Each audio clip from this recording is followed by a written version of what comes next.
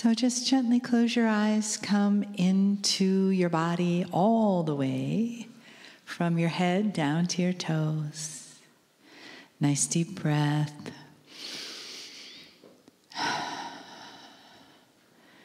And just give yourselves a few moments to open that place inside of you where you store the love. Where do you store your love? Where is it generated from? That spark in your heart? That place in your akash? That opening? That awakening? That place of aha? That place of I am worthy? That place where you are the light, where you are the love, and you are the creator.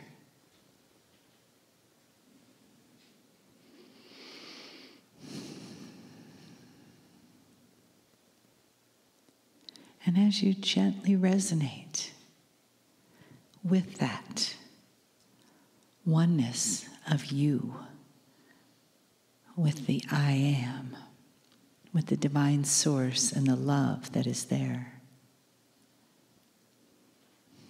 there's an opening created where you can feel and hear, see and touch divine love as it is here for you. Greetings, dear ones. I'm Kryon of Magnetic Service. This is the third channeling in the series of what is called Discovery.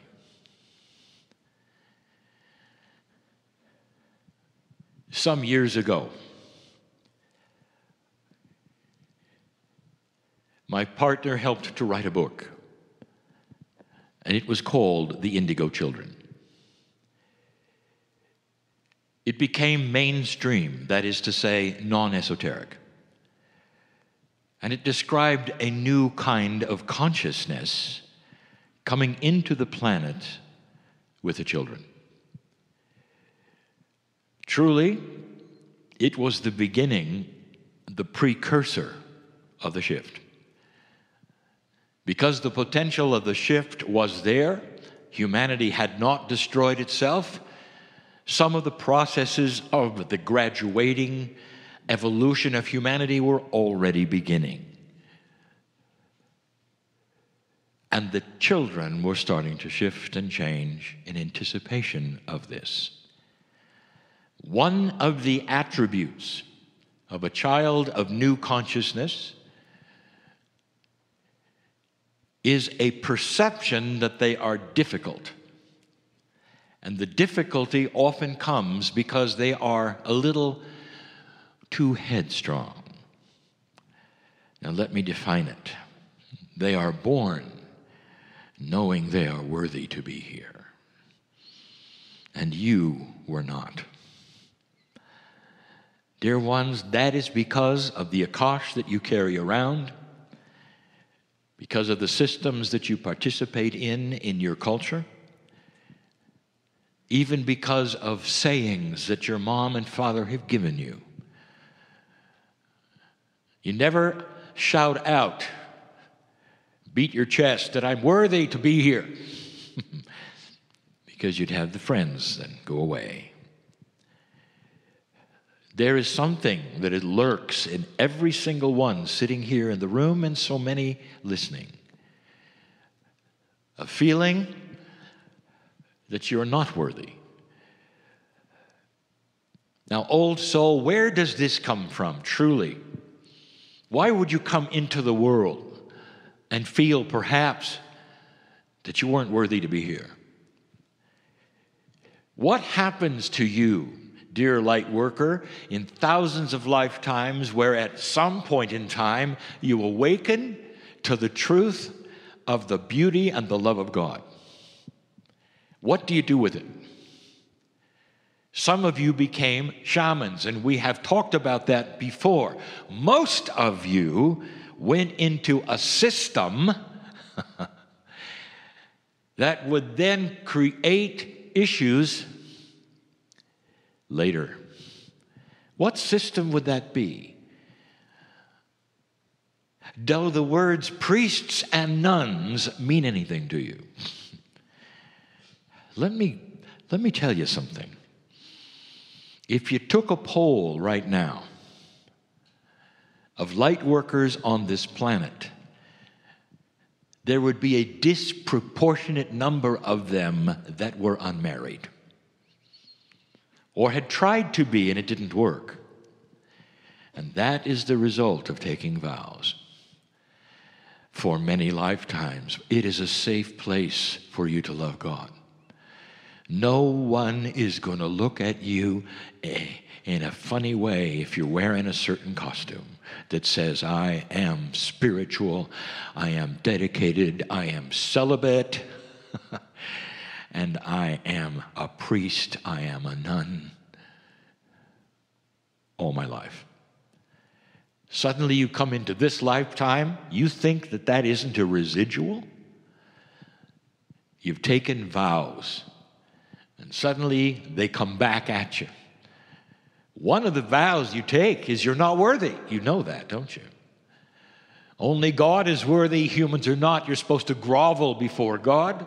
You can't even talk to God directly. You've got to go through someone else who is more spiritual than you in a hierarchy which is higher than yours in the system.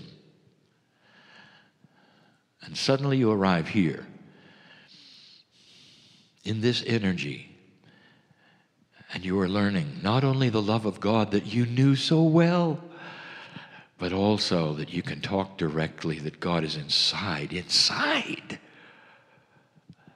And here you are, worthy from birth. Some of you motivated directly back to the system that you were part of. And it didn't work. Some of you rebelled against that system because intuitively in the energy you knew it wouldn't work. Some of you have angry family to this day because you walked out of a spiritual system that they have, that they believe in. And they've chased you all their lives. When are you going to come back to the fold? You know, don't you, that if you continue, you're going to go to a horrible place, be burned alive every single day. That's what the love of God is going to do for you. And they believe it. That the God who created things out of pure love and put love into you and compassion into you is going to then judge you. I'll say it again. Judgment is a human condition, not a God condition. And yet it sticks, doesn't it? And so many of you walk paths that are now private. Even still, you don't want many to know. Some of you have come out of the closet, the light worker closet. And you have exposed yourselves, I believe in this or that. And you've lost your friends and your family. I'll say again, you are sitting in family. This is your family. And because of this, in these brief moments, I want to give you an axiom, and then we're going to do something together. The axiom is this: dear ones, the things that are being taught in these days, from the most elementary to the advanced, are not going to be received by you as well unless you cognize something right now, unless you understand something right now. 3 words. I bet you can guess what they are. I am worthy. No matter what you hear from the stage or what those say, no matter what I say, I have to beat down a door, and so do they. The door of unworthiness. How many locks does it have on it today, dear ones? You may say you're ready, but the residual is there in your mind. in your Akashic record that says things can't work this way. And even though you know better, dear human, and feel it and know the truth, the residual often says, you're not worthy. Remember? You're just not worthy. This is not ego. This is truth. To be worthy means that you have been born magnificent because the peace of God is there. And what does magnificent really indicate? It means that you're a compassionate, balanced human being. You have the ability to control your body and these things so that you can be balanced and compassionate, to spread light, to help. That's the magnificence. It's not a magnificence that says that you're going to be a movie star or political. Not that kind of magnificence. It is a quiet, beautiful, powerful magnificence to help the planet. That's magnificent. I'm going to ask you to say something with me. And we're going to do it 3 times. Don't do it unless you mean it. Those listening to this later, I invite you to participate. For if you're listening and you're a light worker and you're an old soul, and you know you are, this condition is yours as well.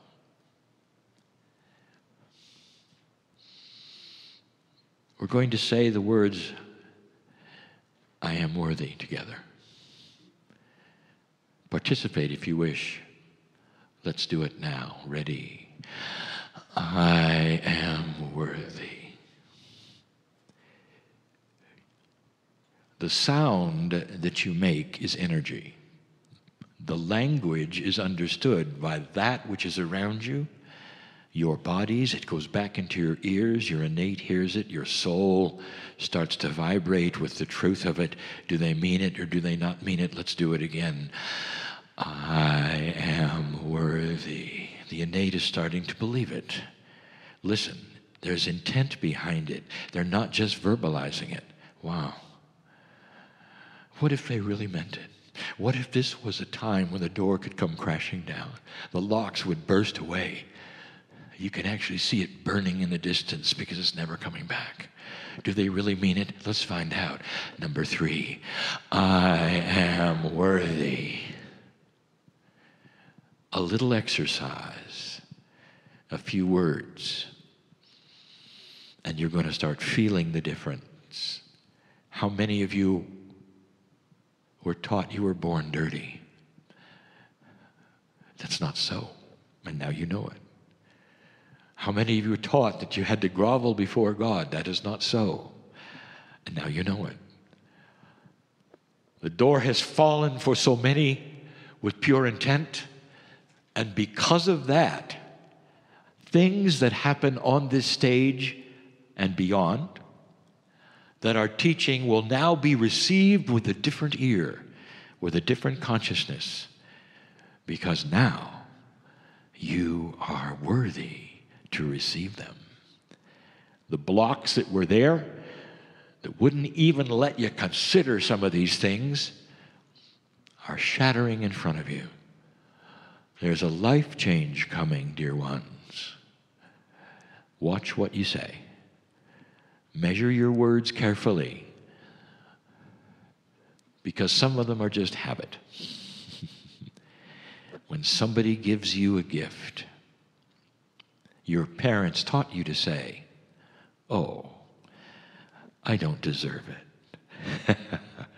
Watch your words and instead say, thank you so much for this magnificent gift. And don't even for a moment think of the habit that your parents have given you for courtesy, because your words are king and your innate is listening for everything you say as instructions to the body, just like homeopathy. What you say is instructions, and so it is.